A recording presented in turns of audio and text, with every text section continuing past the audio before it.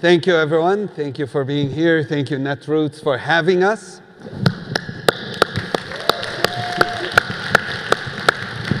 So we've decided to do something a little bit different than what we normally do. We normally talk for 20, 30, 40 minutes, and at the end of our talk, we hug. But we thought, why wait for 40 minutes to embrace each other and to hug each other? So we're reordering our speech, and we want to start with a hug, because people assume when an Israeli and a Palestinian are together that we must be on the opposite sides, and that is not true. We are not here to be on opposite sides. We are here to be together on the same side of justice, of equality, of peace. And we want to take this moment to embrace each other, to hug each other, and to ask you to embrace each other, nod at each other, shake each other, whatever you feel comfortable, or hug each other. So we're going to take that moment to do that.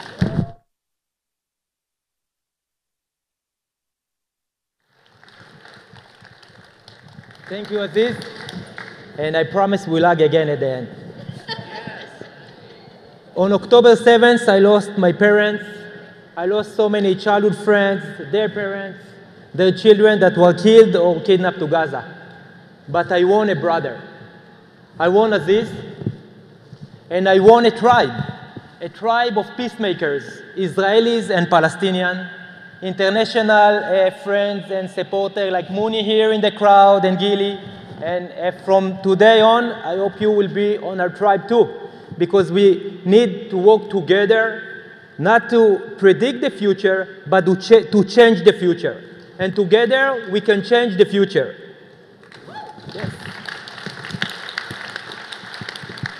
I gave many speeches, some with Aziz, some by myself after October 7th, and I was starting by stating that nothing can prepare you or you for such a tragedy. Nothing can prepare you. But then, I think it was in late November, I realized that I was wrong. All my life was just a preparation for losing my parents. And sadly and ironically, it was my parents who prepared me to this moment. My grandparents from both sides were Zionist pioneers, immigrating to Palestine under the British mandate at the late 30s of last century. And they both establishing two kibbutz in the Negev. They were pioneers. And I was born in my father's kibbutz, Niram, just a mile from the border with Gaza. And my father was a farmer. And it's very difficult to be a farmer. It doesn't matter where you farm.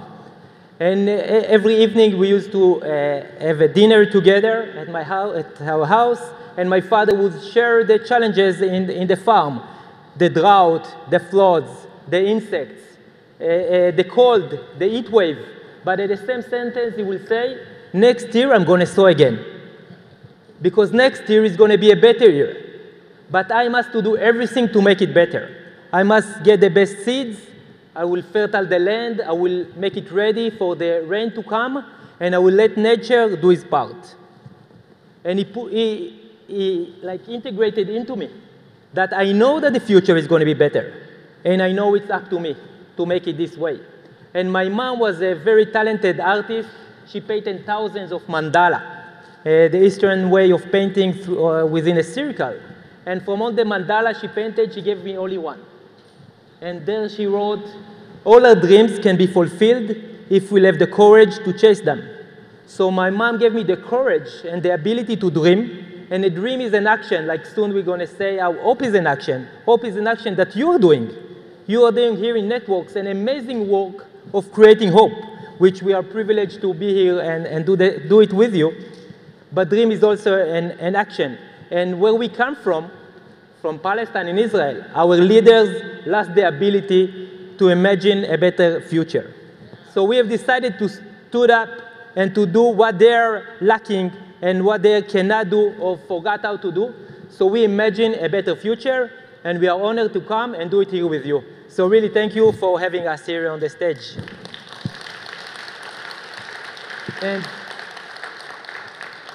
And I met Aziz only once before October 7th, and even though our companies were doing some joint projects, I think it was October the 8th or the 9th that Aziz sent me a message that he's paying his condolences and standing with me.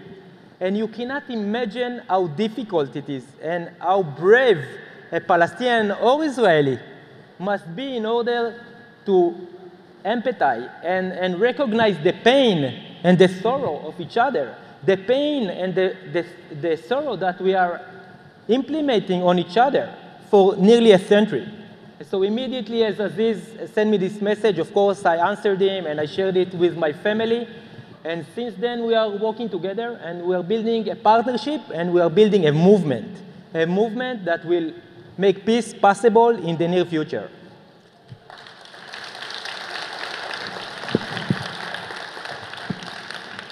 Like Maoz, I also lost my brother when I was 10 years old.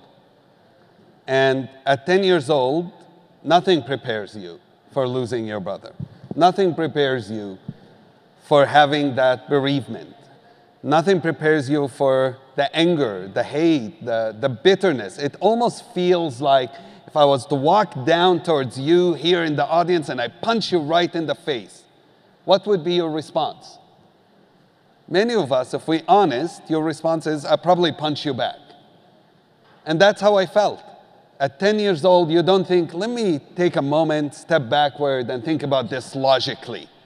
You go, I'm going to hit back. And for 8 years, that's how I lived. That was my only focus, is vengeance, is anger. And then I went to study Hebrew when I was 18.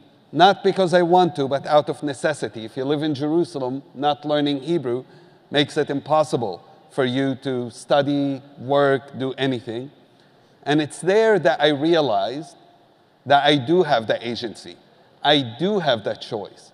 That regardless of what other people do to you, you always have the ability, you always have the choice, whether you want to go for hate or you want to go for peace. And that the person who killed my brother, they killed my brother, but they were controlling and enslaving me. But every day I made the choice to hate, I was being their slave. And to say no to that was liberating myself and liberating what we able to do together. And so from that point on, I started working for peace. I wanted to put cracks in the walls that are dividing us. We have, just like we do in the United States, so much disinformation, misinformation, walls that made out of fear, out of ignorance, out of hate that are dividing us. And what we doing is putting cracks in these walls.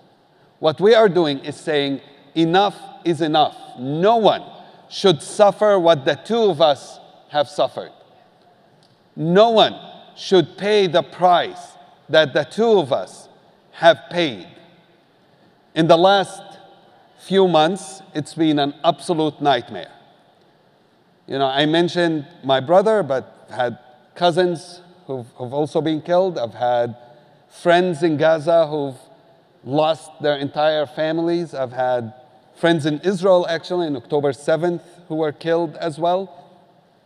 And it's that magnitude of sadness and anger is hard to explain. But what we are doing is saying, we are angry. If you're not angry, you haven't been paying attention. We are as angry as anyone can be. But we are not using our anger for hate. We are using our anger to make a change. It's like a nuclear power. Anger is like a nuclear power. You can either use it to generate light or to generate destruction. And we want to generate light instead of destruction. Thank you, Aziz. And it's been like an amazing journey on the path to peace that we both and many others are walking in the last months. And I want to share with you the three most fundamental lessons I learned. And I think they are the paving stone of the path to peace.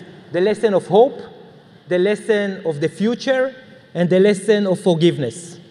And all those lessons I learned while dialoguing with Palestinians. And the lesson of hope I learned from Hamze Awaude, a great friend of us. And Hamze was asked, where can you find hope, Hamze? Where can you find hope during this tragedy, during those suffering and pain?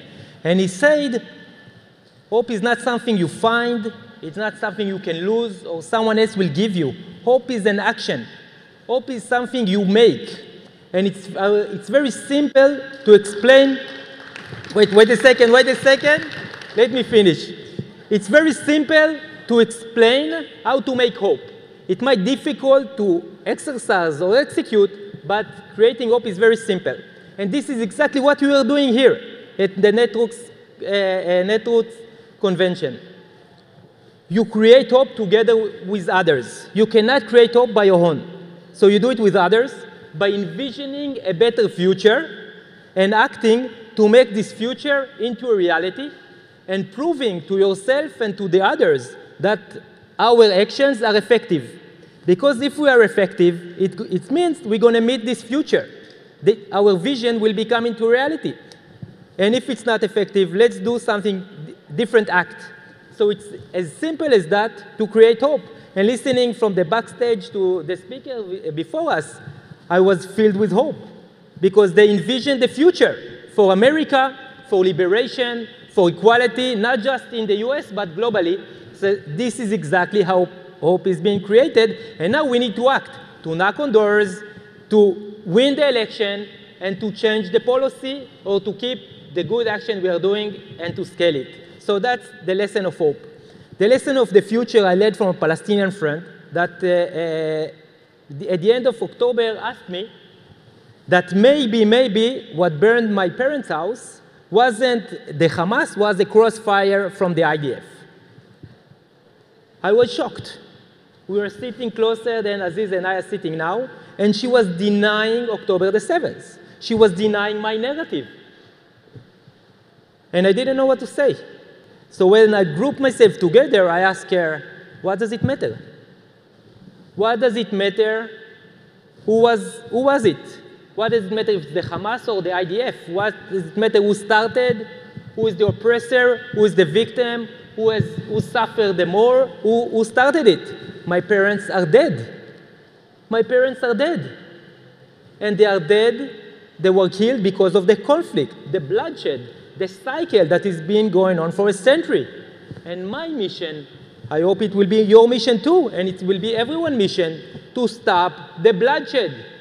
To stop the bloodshed. We are not calling for a ceasefire.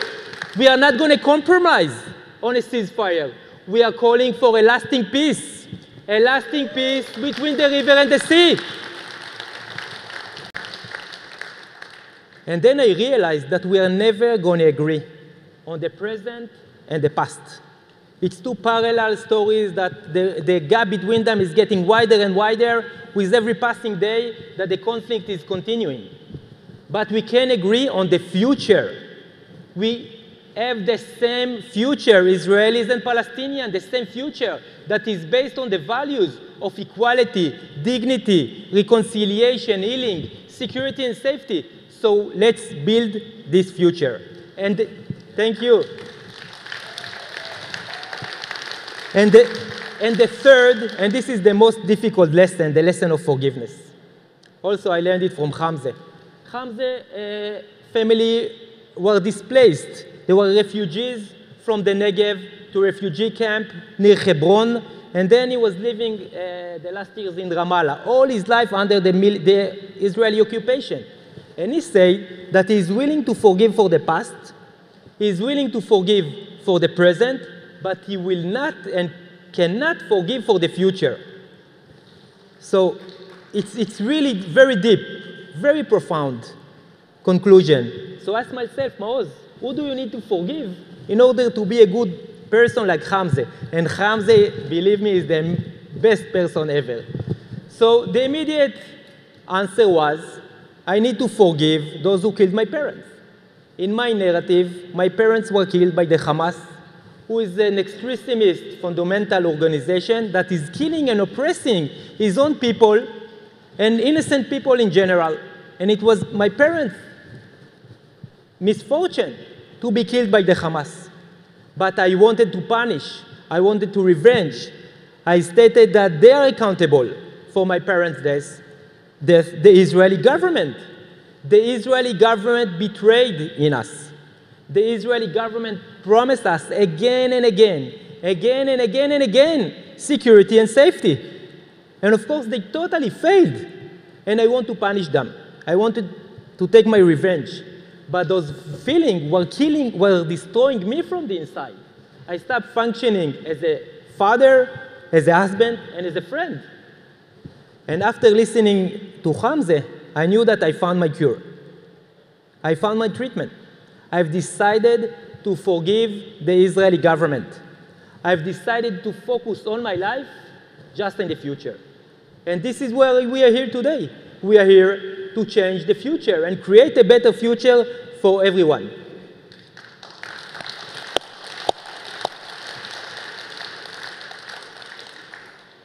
You reminded me, Maoz, of a poem. The poem is by Samih al-Qasim, an amazing Palestinian poet. And he wrote about exactly what you just said, focusing on the future. But it's a painful poem. It says, when my killer rifles through my papers, he will find 3 traveling tickets.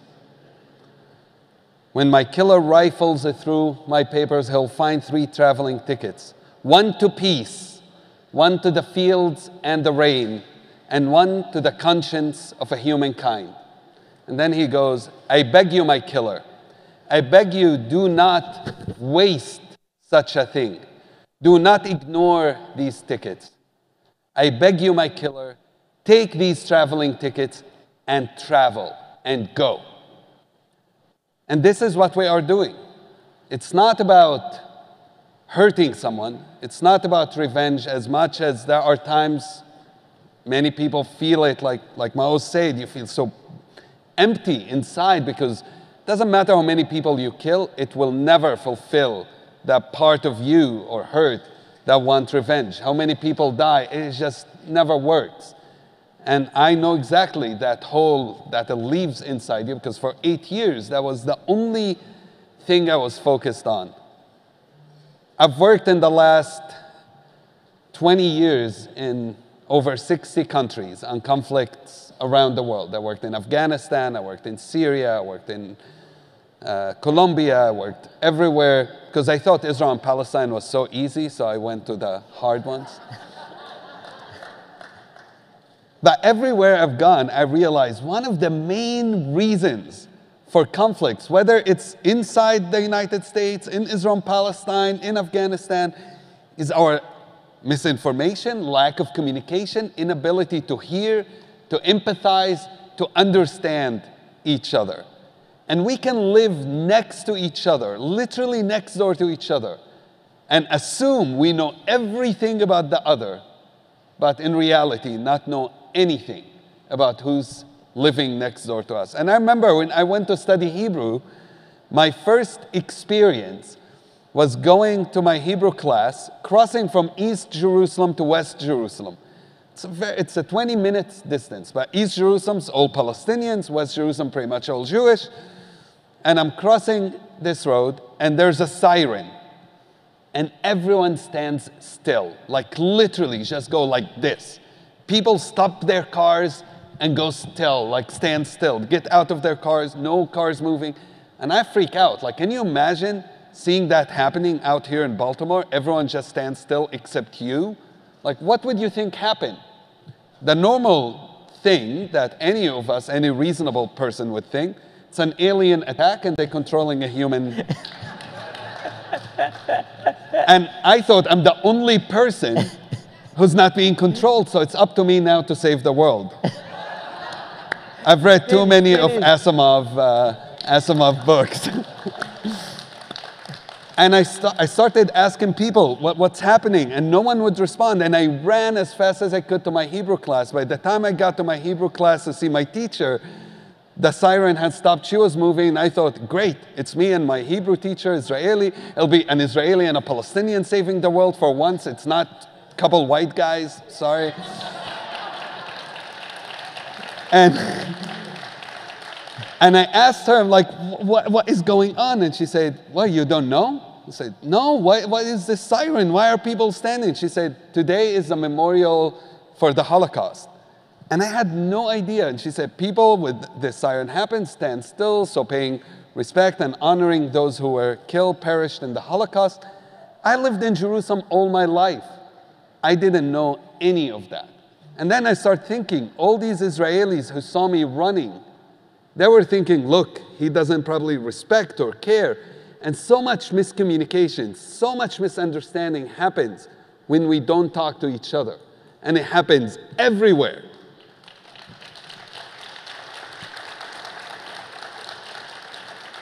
So when we start talking to each other, and we start dreaming together, and we start planning and cooperate together, then we can change the future. And Aziz and I decided to use what we use in our business life as entrepreneur, the same 5 steps of a blueprint to create our vision into a reality. And we have a plan. We have a 5-step blueprint how to make peace between the river and the sea by the year 2030. The first step is to dream. The second is the values. The third is the roadmap. The fourth is the building a coalition. And fifth is the execution. And we do it parallel. We don't wait for the other and then we move to the next. We work on all together. And we'd like to share with you how we practice and how we execute this blueprint, and to start with the dream. So 2 nights after losing my parents, I had a dream. And in my dream, I could see all of you. I could see all humanity. Our body was wounded from the war. It was horrible. I was just looking and I cried more and more after I look on our bodies. And then I look on the ground and the ground was soaked with blood. There was nothing, no sidewalks, no grass, just blood on the ground. And we were all crying, and as our tears started falling down our face and to our bodies, we cried more and more. We were all crying. And then our bodies started to heal. And we became whole again and cured. And it was amazing, like in an animation movie. It was beautiful to see. And we kept crying and crying, and then our tears start going down to the ground, washing the blood, purifying the land. And then the land became so shiny and brilliant. And then I could see a path, the path to peace. And I've decided, though I was walking it for many, many years, but I was walking it very slowly, doing many other things. I've decided to start walking much faster, because if we won't change our action now, the news that will come from our region are beyond imagination. Like we could not imagine October 7th and what's happening now in Gaza. The first few days of October, we cannot imagine what's going to happen between the river and the sea in the next year or 2 if we won't start changing our action. So I shared my dream with Aziz, and Aziz started sharing his dream with me and hopefully with us. Yeah, I think our dreams are the same. Our vision is the same. And our dream is that in 5, 6 years, we are able to come to an end of this conflict once and for all. One of the biggest problems that has happened in the last 20 years is that every administration, whether in the US or in Europe or in the Middle East, have fallen into this understanding that what we need is what's called conflict management. Bullshit. We don't need conflict management. What we need is conflict resolution. We need an end to this. Look, I grew up with no citizenship. I grew up in East Jerusalem. I had 0 citizenship. I grew up with 0 papers. Traveling was extremely hard. I'm now an American Palestinian, so I got the American citizenship. And I know the difference between having to apply for visa and wait 3 months to get accepted to go visit a place and being able to travel without even thinking about it. And so when I look at the future, my dream is that we are equal. We are equal in rights, we are equal in duties, that there is no difference between anyone, between the river and the sea. Whatever the solution is, 2 states, 1 state, equality is the main thing.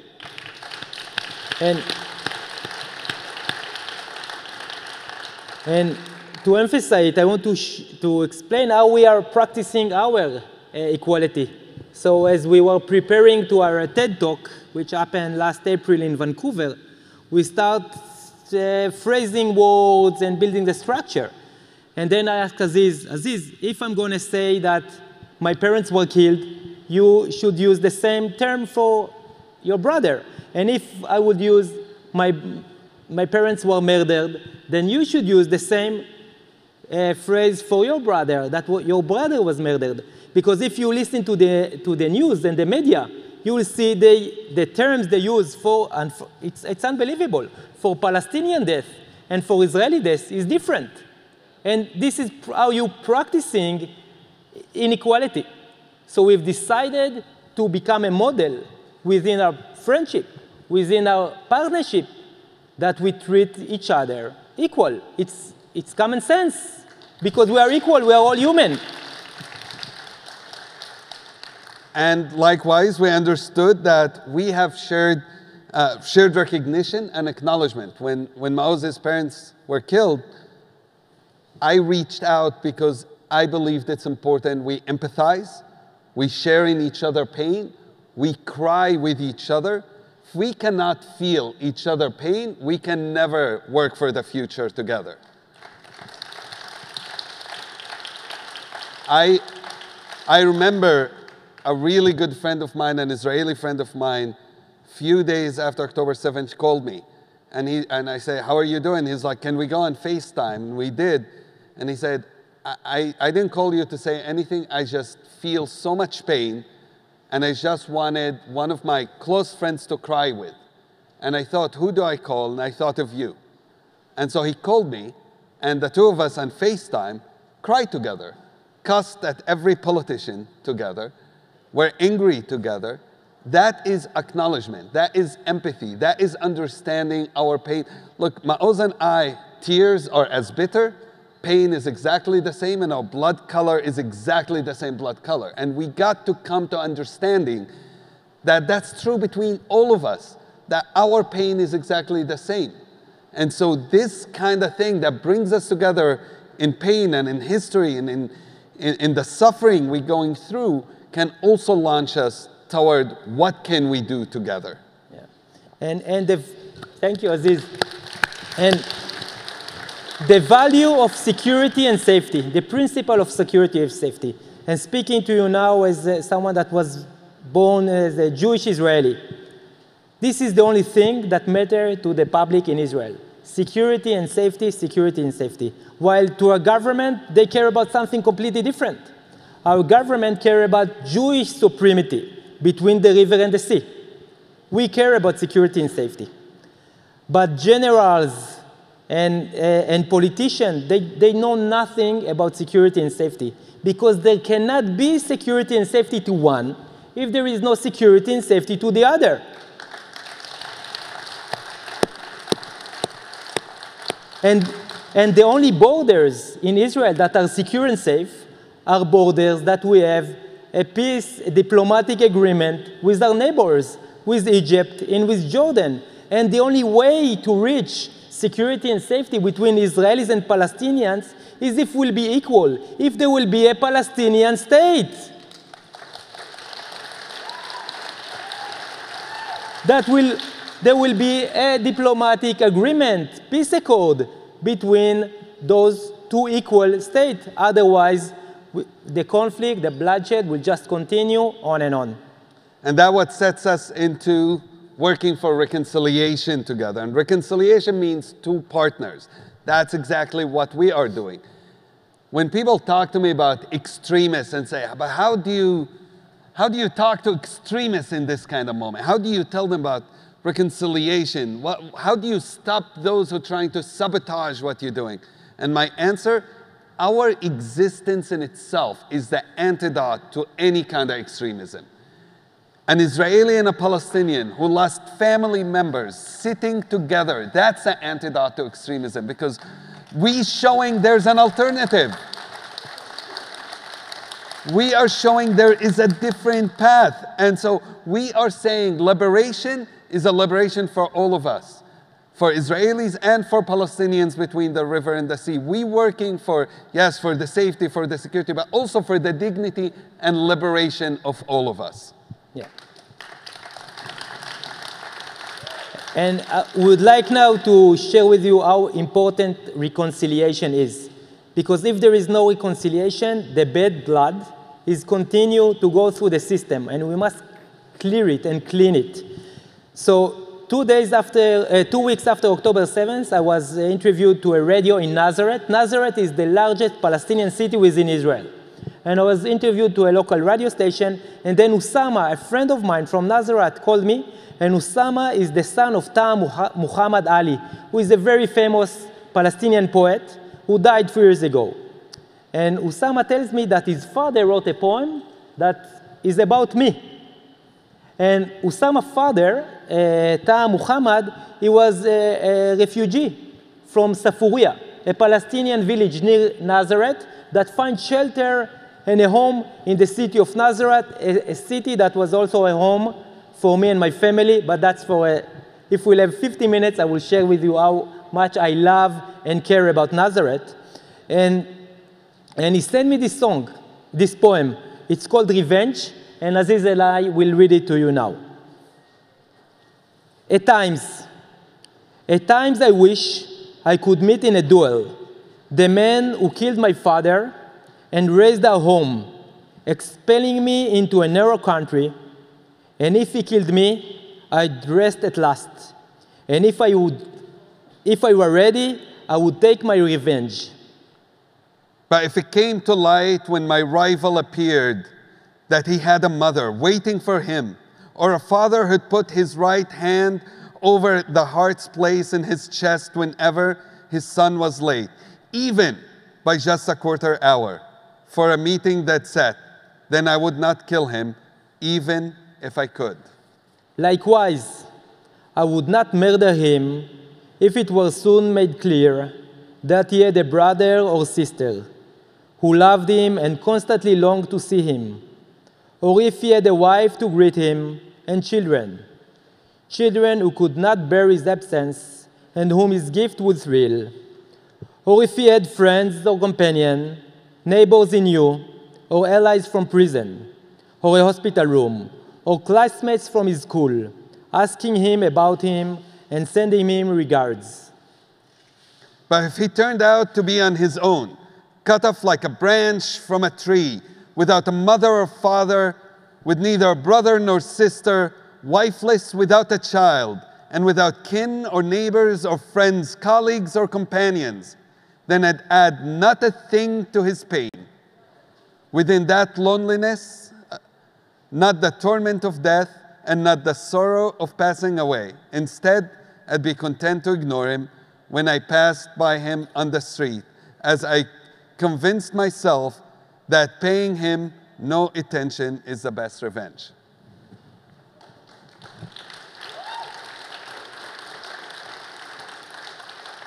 Many Israelis, my friend, they ask me, Maoz, you have no partners.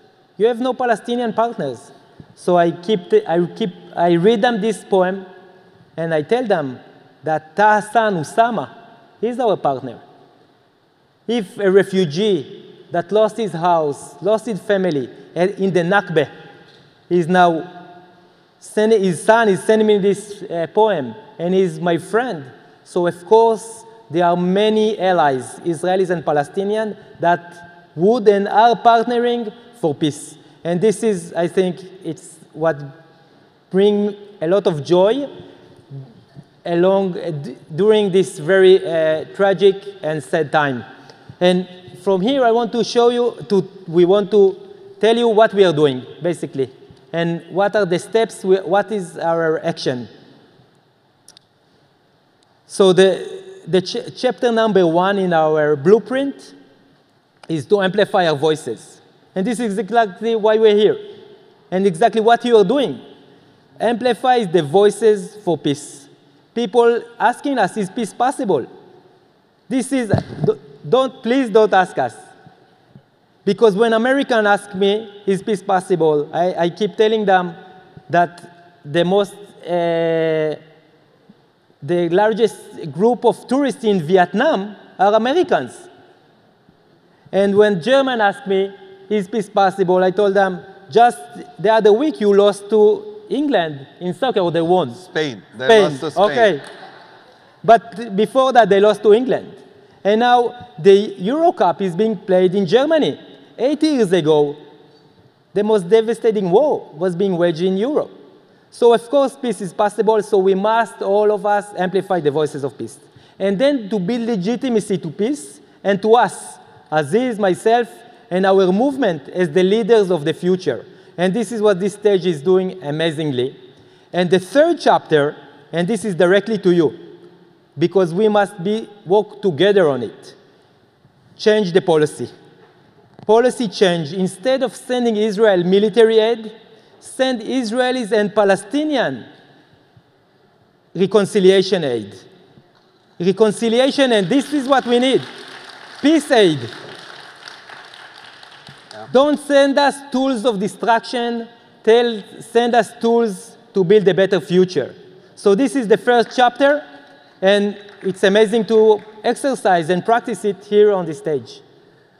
You know, in America, whenever there's a catastrophe, a mass shootings, people online go, we send you our prayers and our good thoughts and all of that. So let's be clear. We're not asking you for good thoughts and prayers. We are asking you to be part of this movement.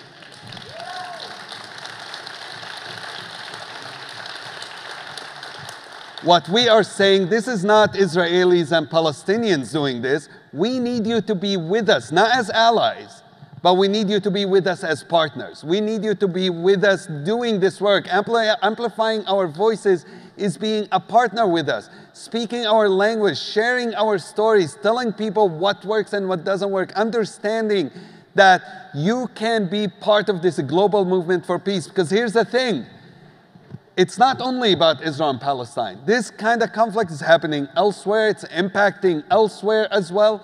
And so helping us solve the Israeli-Palestinian conflict will have impacts in so many other places around the world. Yeah. And to prove how successful we are so far, we opened the TED Convention. It's one of the best stages, not as good as Netroots, but it's a great stage. It's a great stage to amplify our voices. We met Pope Francis on an amazing peace event in Italy.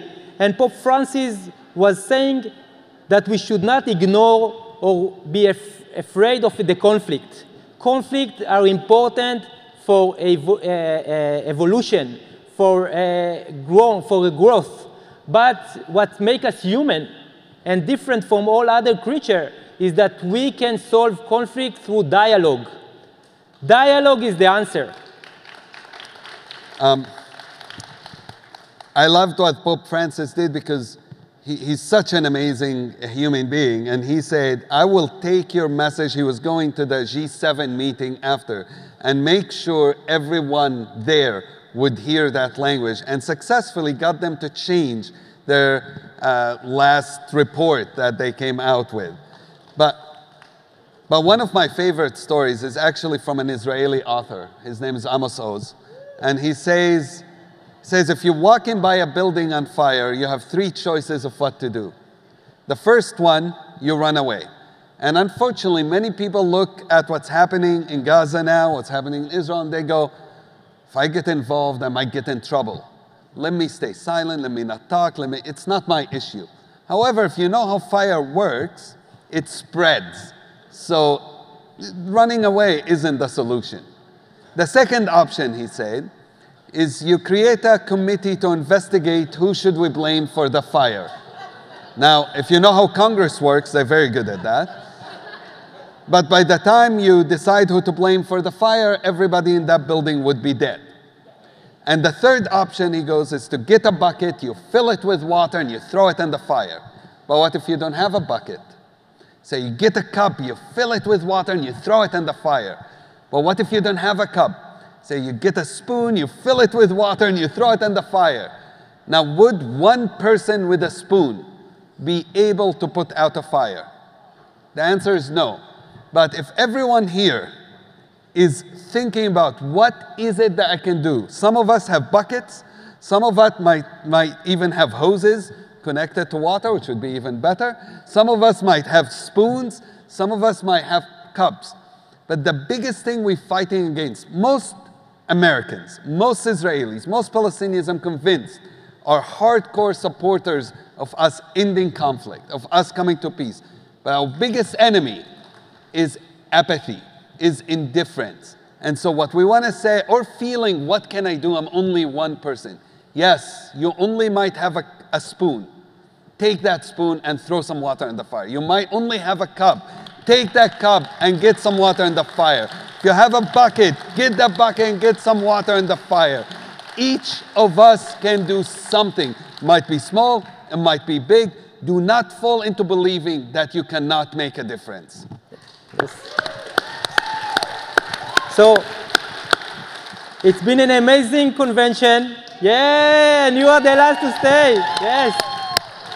So, thank you for staying. Thank you, Netroots. Yeah, just a second. And we promise to say another hug. And we would like to, we are hugging each one of you, and we are reaching out to be our partners in the US as the progressive movement. And we want to promise you, you have partners between the river and the sea, Palestinian Israelis that are fighting for equality, that are fighting for recognition, that are fighting for peace. Peace, salam, shalom. Shalom. Thank you. Thank you, guys.